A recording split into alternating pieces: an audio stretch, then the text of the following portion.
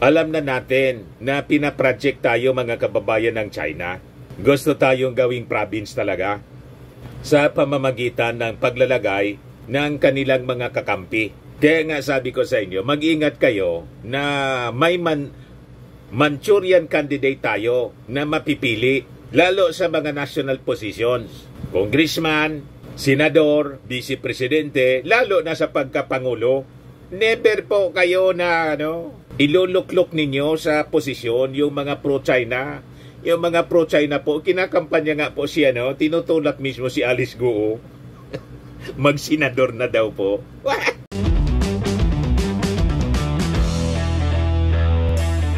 Ito naman po yung bago naming product na binibenta online.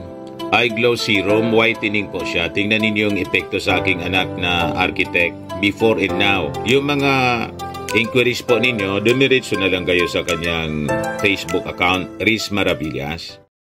Tumulo yung dugo ni Loren Legarda dahil sa sinabi ng abogado ni Alice Guo na tatakbo pa rin mga kababayan si Alice Guo for mayor.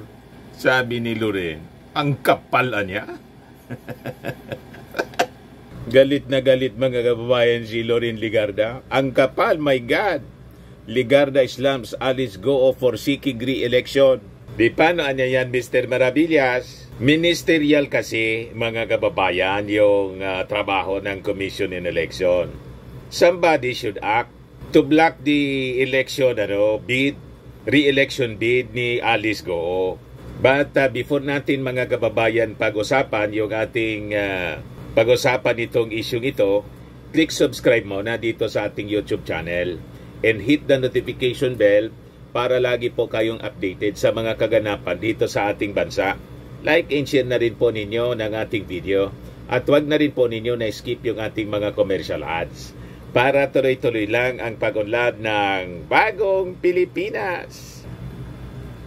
Itong ating programa mga kababayan, atid sa inyo nitong ating mga sponsors.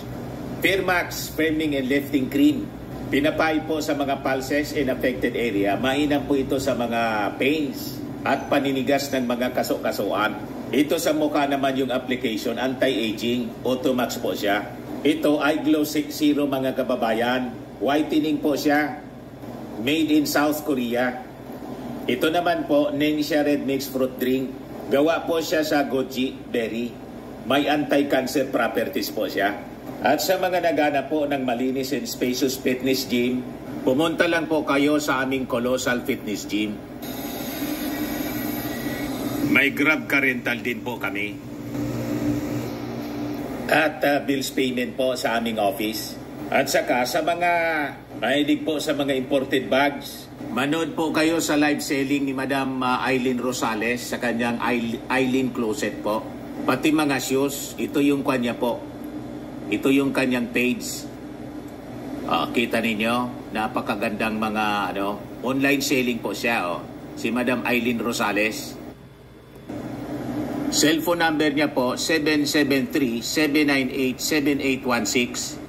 Balikan natin mga kababayan itong balita na magpa-file pa ng Certificate of Candidacy itong si Alice Guo as mayor ng Bamban, na talagang ikinagalit po ng gusto ni Senator Loren Legarda, tinawag na makapal. Yan ang mission ni Alice Guo as spy, Chinese spy, na hindi man po umaamin kahit may ngumuso na sa kanyang kapwa niya Chinese spy. So ganun talaga, and we have to protect our interest mga kababayan by acting on it. Kailangan na i-disqualify. Kasi Chinese, napatunayan mga kababayan na Chinese si Alice Guo sa kanyang birth certificate. Kaya lang, sabi nga ng Commission on Election, sa kanila po ministerial. Pag nagsubmit ng COC si Alice Guo, tatanggapin nila. Kaya nanawagan na po si Loren. Sabi ni Loren Legarda po sa Commission on Election, even though it is the ministerial duty of the full body to just accept Certificate of Candidacy. Kailangan niya i-block ang pagtakbo ni Alice Guo. The senator cited Guo's canceled birth certificate as enough reason to to disqualify Goo from the elections for being a fake Filipino. So tama naman po ang sinabi ni Loren. But anyway, nag-react na po din ang ating DOJ Secretary si Remulla. Mamaya ibigay ko po sa inyo yung sinabi ni Remulla. So sabi po ni Loren, we must not suffer in silence and be victimized by another Alice Goo. According to Goo's lawyers, magpa-file daw po mga kababayan ng kanyang Certificate of Candidacy si Alice Goo next week.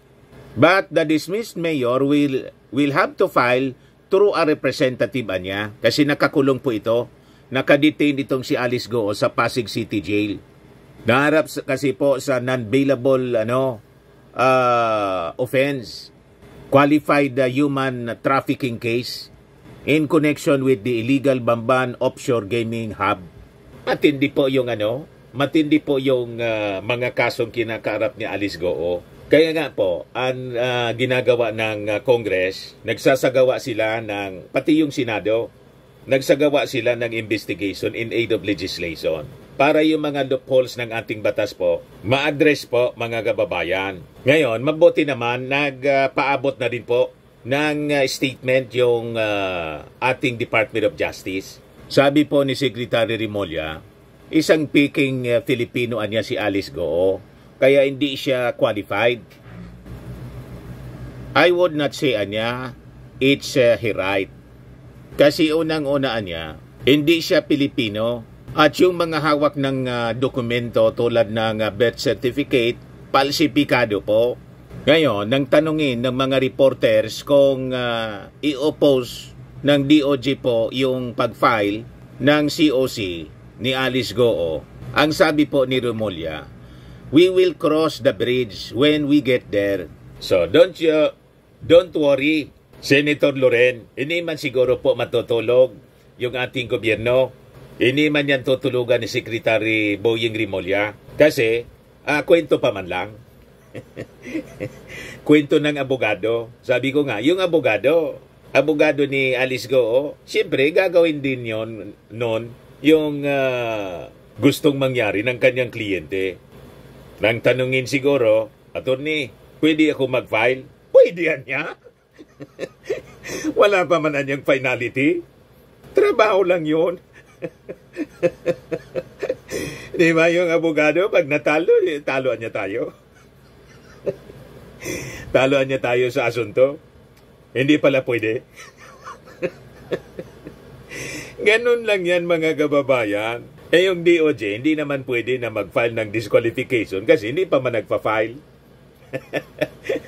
Di ba? Nothing to act on. Kaya nga yung statement ni Remulla, we will cross the bridge anya when we get there. Pag nag-file siya, then magpa-file lang po ng disqualification case yung DOJ. O di, ganun lang po ang proseso. Pero ngayon, alangan man mag-file mga kababayan ng disqualification yung DOJ, hindi man pa nagpa-file si Alice Goo ng COC. Sasabihin ng COMELEC, wala man na niyang kwento lang. Wala man na niyang documents na final dito. So, anong rason? Nothing to block, nothing to oppose, kasi wala pa man po na actual documents na pinafile yung Certificate of Candidacy for re-election bid ni Alice Goo. Tama pa? O, ganun lang po ang batas, mga kababayan. I think hindi man magpapabaya yung ating gobyerno kasi alam na natin na pinaproject tayo mga kababayan ng China. Gusto tayong gawing province talaga sa pamamagitan ng paglalagay ng kanilang mga kakampi. Kaya nga sabi ko sa inyo, mag-ingat kayo na may Manchurian candidate tayo na mapipili lalo sa mga national positions. Congressman, senador, vice presidente, lalo na sa pagkapangulo, never po kayo na iluluklok ninyo sa posisyon yung mga pro-China. Yung mga pro-China po, kinakampanya nga po siya, tinutulak mismo si Alice Goo. Mag-senador na daw po. Ayan po yung page ng pro-China. Mali natin ang Pilipinas for survey purpose. Kung tatakbo si Alice Go for senator, iboboto nyo ba? Ayan o. Page ito ng ng pro-China. Ayan o. Mali natin ang Pilipinas. Yan. Para alam ninyo. Tapos binibira nila si President Bongbong tapos si Martin. Vote buying daw yung pagdadala ng mga tulong, akap. Yung pamimigay ng tulong sa mga mamamayan, mga kababayan, yung ayuda, ginawang vote buying. Sabi nga natin, paano naging vote buying? Unang-una, yung Pangulo, hindi naman po tatakbo sa pagka-congressman or senador. Di ba? Wala pang eleksyon, mga kababayan, sa pagka-presidente at hindi man po pwedeng mag-re-elect. Si Martin Romualdez po, nag-file na ng Certificate of Candidacy for re-election bilang congressman.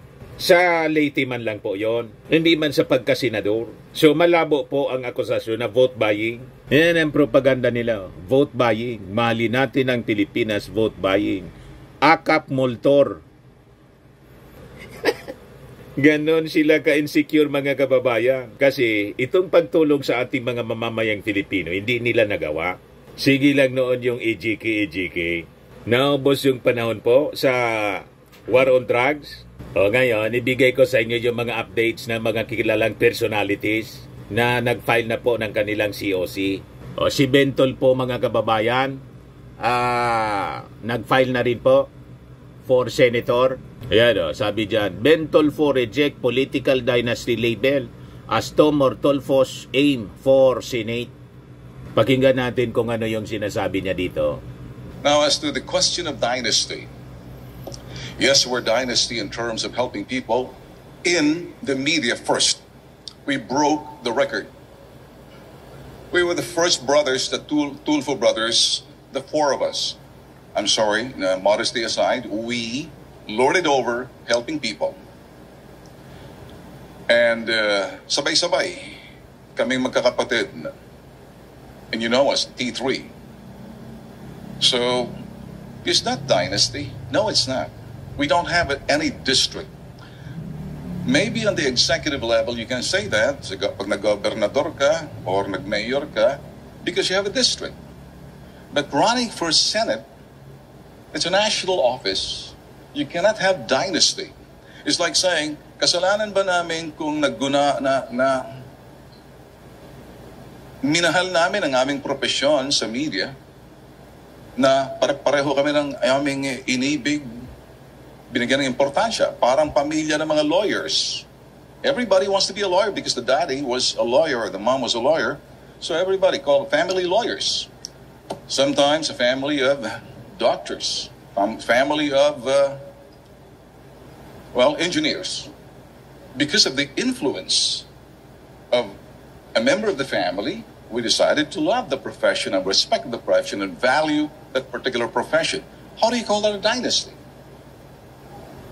It's not our fault. People are supposed to pick. O di ano niya, Mr. Maravillas, ang position mo. Sabi ko nga po, the more the merrier. Wala man pong batas na nagbabawal. Sige lang. Tayo naman po yung pipili. Di ba? Kung ayaw natin na tatlo na yung Tulfo sa Senado, di huwag nating iboto. Ganun lang yun. It is within our power. The power of our pen. Yung pag-itim ng bilog na hugis itlog. Tama pa? Si Rastaman nga po nag-file ng Certificate of Candidacy. Sino niya, Mr. Maravillas? Si Rastaman. Yung half human, half zombie. Kung sino-sino po yung nagwa-file, tanggap lang ng kumilik. Yan po, Rastaman, known as half human, half zombie, 6 Senate seat. Tapos ito naman po, construction worker, candle vendor among early birds on day 5 of COC filing. Pakinggan nga natin ito, mga kababayan, kung ano sinasabi. Ito muna si Rastaman. Oh. Parang kamag-anak po ng mga Duterte. Punong-puno ng tato. Rolando Plaza in real life, the tattooed-faced character filed is COC at the Manila Hotel, Tent City. Pinatulan din po ng media, kinover po. Noong 2019, nag-file din siya. Pero siyempre, nuisance. Naging viral po siya noon dahil sa claim niya siya daw po isang half human, half zombie. O ngayon, pakinggan nga natin itong construction worker kung ano din yung agenda. Ano po ba yung mga issue ng mga construction worker na hindi napapagtuunan ng pansin ng pamahalaan? Ito po, lalo-lalo na po yung mga skill natin. Pangdagdag kulay lang po inyo. Kaya kinocover ng media. Okay po yung mga laborer at kasama sa mga minimum wage po, yung mga labor. Pero yung mga skill po, wala po eh. Kaya yun po ang pagtutunan ko po ng pansin para madagdagan kanilang sahod. Kano po ba ang sahod karaniwan na isang construction worker po sa pagtatayan? Ano po, skill or labor? Ay, mga laborer. Laborer? 600 po. Minimum. Gusto rin pong sumikat? Gusto niyo po mataasan.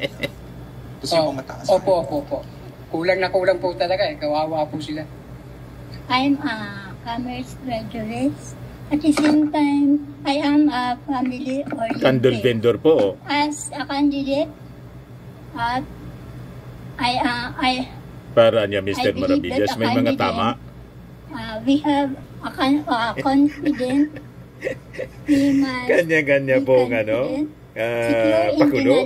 We are and what we stand for, meaning ready to help. So, English speaking po. I believe that government should preserve freedom of conscience and worship. And I believe also that all men should always speak in deference to the law, and religious society should not exercise civil powers. Bakit kasi niya, Mr. Maravillas, kinocover pa ng media? Pandagdag kulay man lang po. Ay, alam mo naman yung media, yung mga pambihira po na nakikita nila sa paligid, ginagawa nila ng istorya, pangdagdag po sa kulay. For entertainment purposes man lang po yan. Di ba? Ito pa yung mga known personalities, mga kababayan, na nagbabalik sa posisyon. Yung aktor na si Ray Malonzo, dati siyang mayor ng Caloocan, ngayon tatakbo daw po as Caloocan 1st District Representative. Qualified naman po siya. Matagal nang nagserbisyo ito si Ray Malonzo sa Caloocan. At ito si Dilima, imbes na senador, tumakbo pong party list representative. Under party list po siya, mamamayang liberal, first nominee. Ngayon, may hamon siya kay Attorney Harry Roque. Pakinggan nga natin. Ma'am, one more on my end, sorry. Will you encourage him to, heed the arrest order? Of course. He must. He's a lawyer, actually. He's a man of law. He's supposed to be a lawyer. Ako nga, hinarap ko eh. Kahit gawa-gawang mga kaso eh. Hinarap ko yung batas. I respected the rule of law. I went through the whole process, even if it was so painful and tedious on my part. So dapat ganun, kung wala kang kasalanan, wala kang tinatago, harapin mo ng buong tapang, hindi yung nagtatapang-tapangan lang siya by means of, sa SOSA, nagla-live feed na lang siya, and then parang iniinsulto pa niya yung ating mga law enforcers. Alam niyo naman siguro kung anong tawag dyan. Hindi ko na lang sasabihin kung anong tawag dyan. Alam niyo naman kung ano yung mga pinagsasabi niya tungkol sa akin. And now look at him now. He's on the run. Instead of facing the rule of law, ay binabastos pa niya na hindi siya nagpapakita. Kahit nga dinismiss na yung kanyang writ of amparo. So siguro naman na-realize na niya kung gaano ka mali, yung mga mali na mga nasabi niya tungkol sa akin, at saka yung mga ginawa niya sa akin. And I think you should realize that. So really, marunong talaga ang Diyos. Ang tawag ng ating mga mamamayan dyan, karma. You see? Si GMA po, re-election sa Pampanga. Ang matindi sa Batangas, ang gobernador po, si Vilma Santos, for governor, vice governor, si Lucky. Ito si GMA, nag-file siya ng re-election bid sa Pampanga. Si Leni Robredo, mga kababayan, Naga City Mayor. Ito yung mga labor groups, si Atty. Luke Espirito and si Leo D. Guzman for senator. Si Busita, One Rider Party List Representative Busita, kakandidato pa lang senador. Ito yung mga makabayan black, alam na ninyo. Bayan muna, si Teddy Casino, Danilo Ramos, kilosang magbubukid, tatakbong mga senador. Ito po alam na ninyo. Ito si Vilma Santos, mga kababayan, tatakbong Batangas Governor. Tapos yung anak niyang si Lucky Manzano, Vice Governor. Tapos yung isa pa, ito si Recto, anak ni kay Ralph Recto sa iba, congressman, si Ryan Recto.